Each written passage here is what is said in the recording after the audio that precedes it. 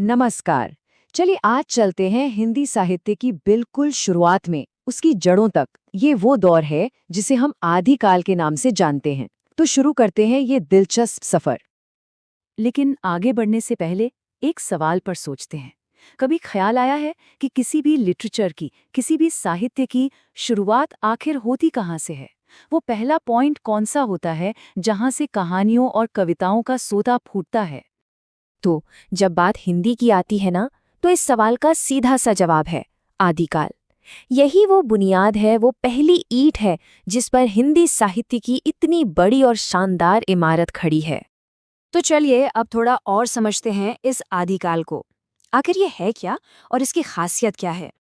जैसा कि नाम से ही जाहिर है, आदिकाल यानी हिंदी साहित्य का सबसे पहला, सबसे शुरुआती दौर। इसे हिंदी कविता के इतिहास का पहला शिखर भी कहा जाता है। मतलब यहीं से साहित्य ने, कह सकते हैं कि अपनी पहली उड़ान भरी। अब अगर वक्त की बात करें तो माना जाता है कि ये दौर मोटे तौर पर 10वीं सदी से लेकर 14वीं सदी तक चला। मतलब करीब करीब 400 साल। सोचिए कितना लंबा और कितना अहम दौर रहा होगा ये।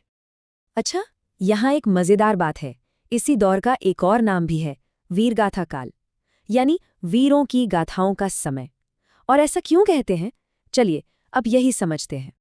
तो अब जरा गहराई में उतरते हैं और देखते हैं कि इस युग की सबसे बड़ी पहचान यानी ये वीर गाथाएं थीं क्या। उस दौर की ज्यादातर कविताएं राजपूत राजाओं और उनकी बहादुरी के इर्द गिर्द घूमती थीं। जो कवि होते थे वो अपनी रचनाओं में लड़ाइयों का ऐसा जिक्र करते थे मानो सब कुछ आंखों के सामने चल रहा हो। राजाओं की ताकत, उनका पराक्रम, हर तरफ बस वीरता का ही माहौल था। और देखिए, जब भी वीर गाथा काल का जिक्र होता है ना, तो एक नाम है जो सबसे पहले दिमाग में आता है। वो है पृथ्वीराज रासो। ये उस दौर का सबसे मशहूर महाकाव्य माना जाता है। इसमें महान योद्धा पृथ्वीराज चौहान की वीरता की कहानियां हैं। हाँ, पर कहानी सिर्फ पृथ्वीराज रासो पर खत्म नहीं होती। उनके अलावा भी हुमायूं रासो और प्रमाल रासो जैसे कई और अहम रासो ग्रंथ लिखे गए, और इन सबका जो सेंट्रल थीम था वो एक ही था, वीरता। तो क्या इसका मतलब ये है कि आदिकाल में सिर्फ लड़ाई और बहादुरी की ही बातें होती थी? ऐसा बिल्कुल नहीं है। उस दौर में साहित्य के और भी कई रंग मौजूद थे। एक तरफ जहां तलवारों की खनक थी, तो दूसरी तरफ आध्यात्म की शांति भी थी, जैसे कि सिद्ध और नाथ साहित्य जिसमें योग और रहस्यवाद की बातें थीं। फिर था जैन साहित्य जो अहिंसा और जीवन दर्शन की बात करता था। तो आप देख सकते हैं, वीर गाथाओं से एकदम अलग दुनिया थी ये। और इसका एक बहुत बड़ा उदाहरण है गुरु गोरखनाथ।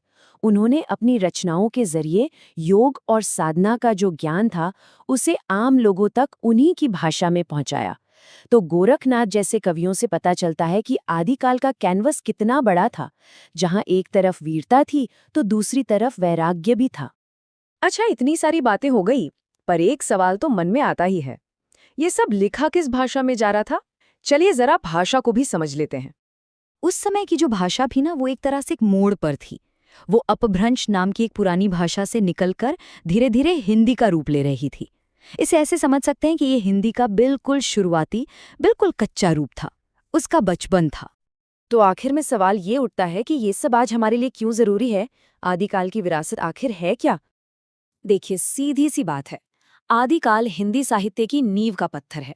यहीं पर हमें भाषा का, विचारों का और लिखने की शैली का वो सबसे पहला रूप मिलता है जिस पर आगे चलकर भक्ति काल से लेकर आज के आधुनिक काल तक की पूरी इमारत खड़ी हुई।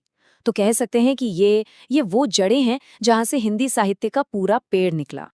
और अब जाते जाते एक सवाल छोड़ जाते हैं। बहादुरी, त्याग और अध्यात्म की ये जो सदियों पुरानी कहानियां हैं, क्या आज की इस भागदौड़ भरी जिंदगी में भी इनकी कोई गूंज बाकी है? इस पर सोचिएगा जरूर।